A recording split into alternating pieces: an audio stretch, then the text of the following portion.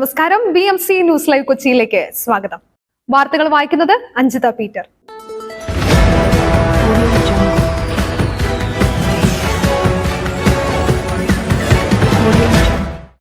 ഈ വാർത്തകൾ നിങ്ങൾക്കായി അവതരിപ്പിക്കുന്നത് Leotech solar solutions, Trivandrum, Ernakulam, Thrissur, Kannur, Chennai and Coimbatore. Powered by ഹീ ലൈഫ് തോട്ടക്കാട്ടുകര, ജോഷ്മാൾ Mookkannur, cleanser, BMC film production and Nazareth villas.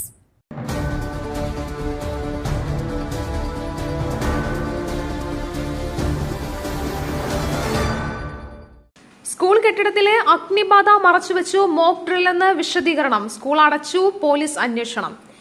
ബേസ്മെന്റിലുണ്ടായ അഗ്നിബാധ mock ഡ്രില്ലെന്ന പേരിൽ മറച്ചുവെച്ച് സ്കൂൾ അധികൃതർ.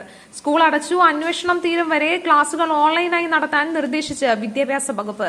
അഹമ്മദാബാദിലാണ് സംഭവം. ഷേല മേഖലയിലെ സ്വകാര്യ സ്കൂളായ ശാന്തി ഏഷ്യാറ്റിക് സ്കൂളിൽ വ്യാഴാഴ്ചയാണ് അഗ്നിബാധയുണ്ടായത്. സ്കൂളിലെ പ്രൈമറി വിഭാഗത്തിന്റെ ബേസ്മെന്റിലാണ് അഗ്നിബാധയുണ്ടായത്. ഷോർട്ട് സർക്യൂട്ടിനെ തുടർന്നാണ് അഗ്നിബാധയുണ്ടായത്.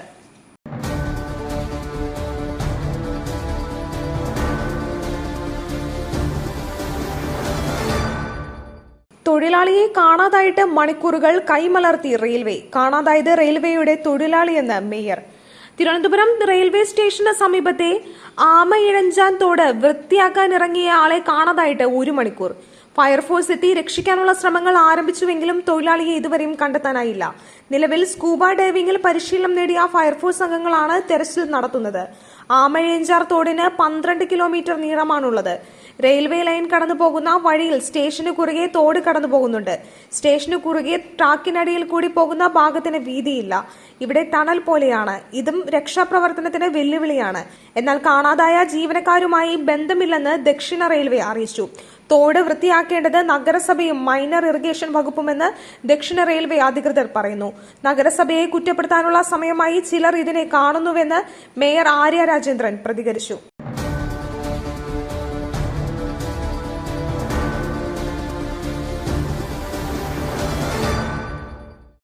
വിഴിഞ്ഞം പദ്ധതിയുമായി ബന്ധപ്പെട്ട തള്ളുകാരോടൊപ്പം ഞാനില്ല, സുരേഷ് ഗോപി. വിഴിഞ്ഞം തുറമുഖ പദ്ധതി മുടക്കാൻ ശ്രമിച്ചവരാണ് ഇപ്പോൾ ക്രെഡിറ്റ് എടുക്കുന്നതെന്ന് കേന്ദ്രമന്ത്രി സുരേഷ് ഗോപി. ആരാണ് പദ്ധതി കൊണ്ടുവന്നതെന്ന് നെഞ്ചിൽ കൈവച്ച് പറയണം. വിഴിഞ്ഞം പദ്ധതിയുമായി ബന്ധപ്പെട്ട തള്ളുകാരോടൊപ്പം ഞാനില്ലെന്നും സുരേഷ് ഗോപി പറഞ്ഞു. 97 മുതൽ സമരം ചെയ്തവരാണ് വിഴിഞ്ഞത്തിനായി പ്രവർത്തിച്ചത്. ഇപ്പോൾ ക്രെഡിറ്റ് എടുക്കുന്ന മഹാത്മാർ നെഞ്ചത്ത് കൈവച്ച് പറയാവൂ ഇത് ആരുടെ പദ്ധതി എന്നതെന്നും സുരേഷ് ഗോപി പറഞ്ഞു.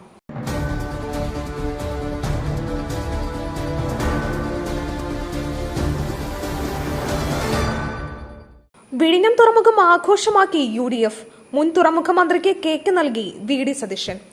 വിഴിഞ്ഞം പദ്ധതി യാഥാർത്ഥ്യമായതിന്റെ സന്തോഷ സൂചകമായി പ്രതിപക്ഷ നേതാവ് VD സതീശൻ കേക്ക് മുറിച്ച് മുൻ തുറമുഖ വകുപ്പ് മന്ത്രി K ബാബുവിന് മധുരം നൽകി ആഘോഷിച്ചു.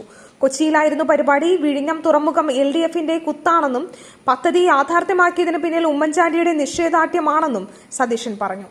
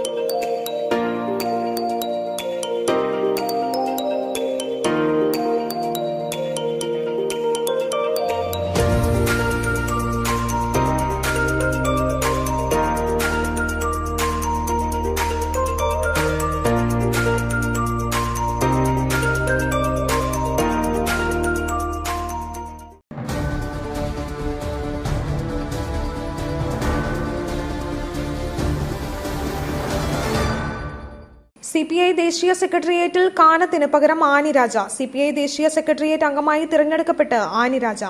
മുതിർന്ന നേതാവ് കെ പ്രകാശ് ബാബുവിനെ മറികടന്നാണ് ആനിരാജ അംഗമായതെന്ന് വിമർശനം ഉയരുന്നുണ്ട്. കാനം രാജേന്ദ്രന്റെ ഒഴിവിലാണ് ആനിരാജയെ ദേശീയ സെക്രട്ടേറിയറ്റിൽ ഉൾപ്പെടുത്തിയത്. അതേസമയം സംസ്ഥാന ഘടകം ആരെയും നിർദ്ദേശിച്ചിട്ടില്ലെന്നാണ് CPI നേതൃത്വത്തിന്റെ വിശദീകരണം. കാനത്തിന് ശേഷം പ്രകാശ് ബാബു ദേശീയ സെക്രട്ടേറിയറ്റിലെത്തുമെന്നായിരുന്നു പ്രതീക്ഷ. ദേശീയ സെക്രട്ടേറിയറ്റിലേക്ക് ആനിരാജയെ എടുത്തത് സ്വാഭാവികമായ നടപടിയെന്നാണ് CPIയുടെ വിശദീകരണം.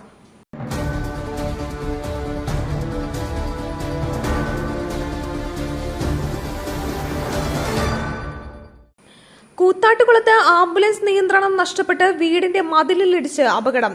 ടെലിഫോൺ പോസ്റ്റും തകർന്നു.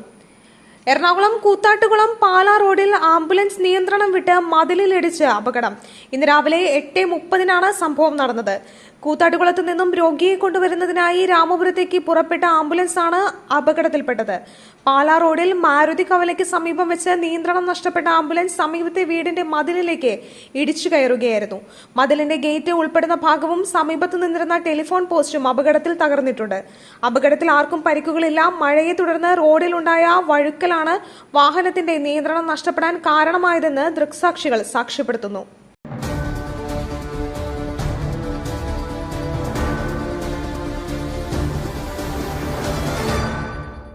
കേരളത്തിൽ മഴ പെയ്താലും തമിഴ്നാട്ടിൽ മഴ പെയ്താലും ദുരിതം. സുരക്ഷിതമായി പുനരധിവസിപ്പിക്കണമെന്ന് ആവശ്യം.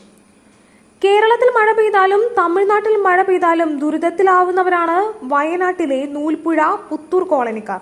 തമിഴ്നാട്ടിലെ ദേവാലയിൽ പെയ്യുന്ന മഴയും നൂൽപ്പുഴ കവിയാൻ കാരണമാകുന്നതാണ് ഇവരുടെ ദുരിതത്തിന് കാരണം. സുരക്ഷിതമായ സ്ഥലത്തേക്ക് തങ്ങളെ പുനരധിവസിപ്പിക്കണമെന്നാണ് ഇവിടെയുള്ള കുടുംബങ്ങളുടെ ആവശ്യം.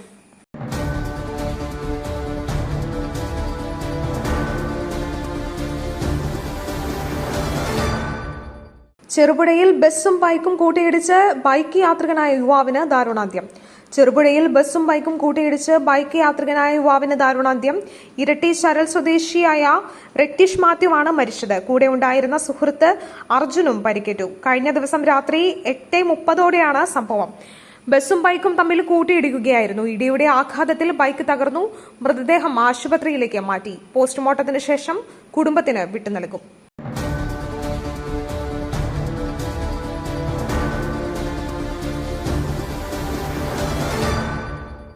ഓൺലൈൻ ഗെയിമിൽ തോറ്റു കൊച്ചിയിൽ 14-കാരൻ തൂങ്ങി മരിച്ചു. കൊച്ചിയിൽ 14-കാരൻ തൂങ്ങി മരിച്ചു. കപ്രശ്ശേരി സ്വദേശി ആഗ്നൽ ജെയ്മിയാണ് വീട്ടിൽ തൂങ്ങി മരിച്ചത്.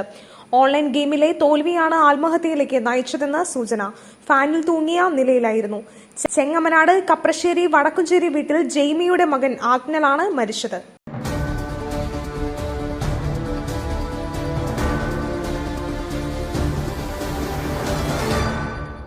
മറ്റൊരു വാർത്തയുമായി കണ്ടുമുട്ടുന്നതുവരെ നന്ദി, നമസ്കാരം.